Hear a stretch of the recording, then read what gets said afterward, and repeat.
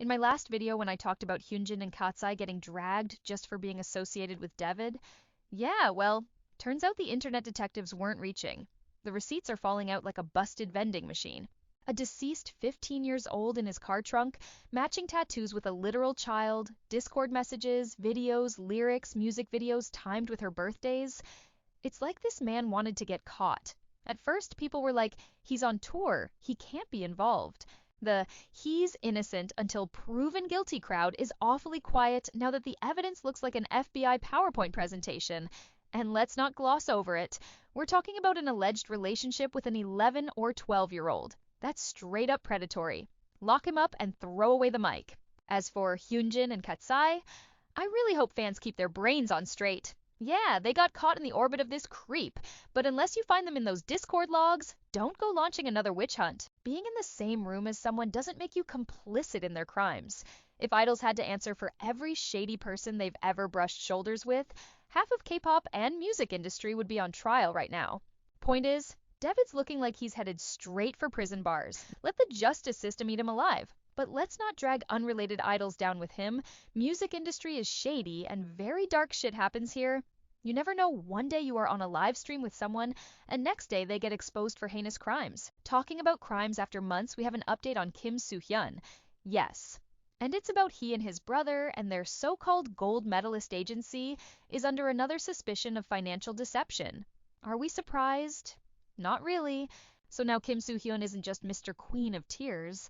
He's Mr. Suspicious Bank Statements, because his agency gold medalist is looking less like a management company and more like a shell game for financial deception. On paper, gold medalist is owned by some Baron No. 2 investment association.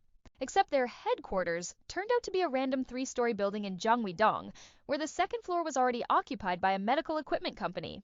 Article points out there is no proper office, no sign, like if your billion-won company doesn't even have a door plate, that's not an agency, that's a cover story. And let's talk about payouts. From 2020 to 2024, gold medalist paid all of its artists just 670 million won total.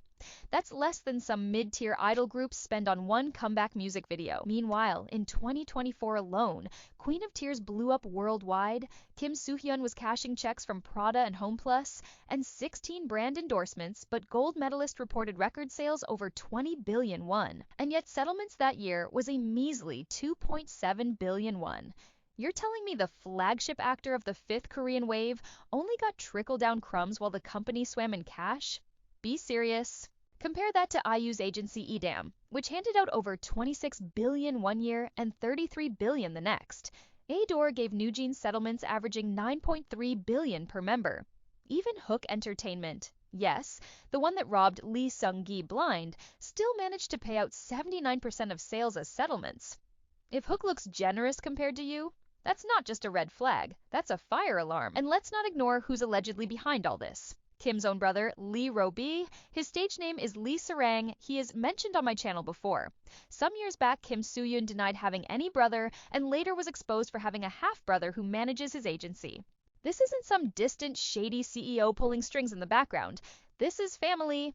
Insiders allege that while Kim SooHyun plays the role of the agency's golden goose, his brother is the one actually steering the ship. So yeah, he and his brother own the company, which makes the whole low payouts excuse even nastier, because either SooHyun knows and is complicit, or he's getting hustled by his own bloodline. Pick your poison. And here's where it gets uglier. In some years, gold medalists actually spent more money on meeting and entertainment expenses than they did paying their artists. Imagine working your ass off only to find out the company spent more on corporate dinners and golf trips than on your actual paycheck. Gold medalist tried to clap back, saying, "Oh, settlement details are private information. We don't disclose those." Basically saying, don't ask us about the money. They also claim artist payments are included in service revenue costs, so don't just look at the commission line. Agency handling all that cash is more focused on hiding numbers than paying their talent. But most agencies like IU's EDAM, NewJeans Adore, even Lee Seung-gi's old snake pit Hook Entertainment, still reveal their settlement data through audits. That's the standard. Gold medalist hiding behind technicalities just makes them look shadier. So let's line it up.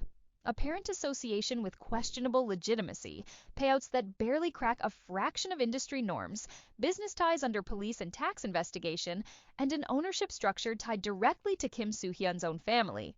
That's not a coincidence. That's a case study in financial deception. And not just gold medalist, there are many other companies and artists under fire, and police complaints have been filed against them. Names like CL from 2NE1, actor Gang Dong-won, trot star Song Ga-in, and Kim Won-sun are all being investigated for illegally running their agencies. Originally, this whole mess started when Ok Joo-hyun got caught running her agency unregistered. Since then, names like Sung Si-kyung, CL, and Kang Dong-won have all been dragged into the spotlight. Sung Si-kyung even had to come out and publicly apologize. CL's label Very Cherry straight up admitted, "Yeah, we didn't register, but we're fixing it now." Police cases have already been assigned against them, and the main accusation is violating the Popular Culture and Arts Industry Development Act by operating unregistered companies. They've been running businesses without following the law, leaving themselves wide open to accusations of tax dodging and legal loophole jumping. The law is clear. If you're managing artists or running entertainment operations above a certain size, you must register. Otherwise, you're looking at fines up to 20 million won, or even 2 years in prison. The government clearly knows how widespread the issue is. They've announced a grace period until December 31st, 2025, basically begging agencies to clean up their act before harsher crackdowns hit. With CL and others now under investigation, it's becoming painfully obvious. Korea's entertainment industry might be glitzy on the outside, but under the hood, it's messy, full of loopholes, and stars themselves are now getting caught in the same shady systems they once only suffered under. Another predator trying to play gymnastics with Korea's justice system is NCT's Taeil. This man was convicted of quasi-grape alongside 2 of his buddies after dragging an intoxicated woman to a villa, violating her, and then plotting how to tamper with taxi GPS data so nobody would connect the dots. And yet, what happened? Prosecutors originally pushed for 7 years. Taeil walked out with a 3.5-year sentence, half, already a slap on the wrist for something this calculated. And 6 days later, dude's appealed, like jail time is just a subscription service he's trying to cancel early. At his appeal hearing on September 17th, Taeil gave the standard idle apology package. "I acknowledge my sins. I'll live my life repenting. I'll never commit a crime again." Bro, your last chance to never commit a crime again was before you decided to step into that taxi with her. You don't get a reset button just because you cried in court. And this is where the Korean justice loopholes start shining. Settlements dressed up as resolution, crocodile tears sold as remorse, and judges nodding like remorse is a coupon code for reduced jail time. Sorry, no. Remorse is the bare minimum after destroying someone's life. Settlements? That's hush money cosplaying as justice.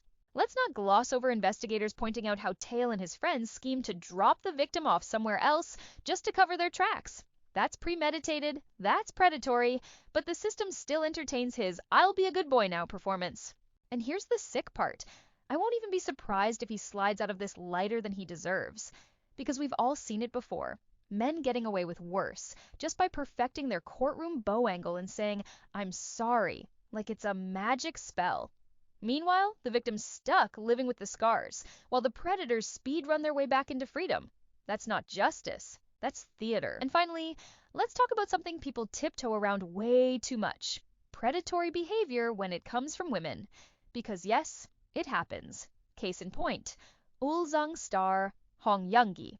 She's known for her baby face, her shopping brands, and being a mom. But the story of how she became a mom? That's where it gets uncomfortable. On a recent YouTube variety show, Hong admitted she got pregnant at 20. Her then boyfriend, now husband, was still in high school, 17 years old.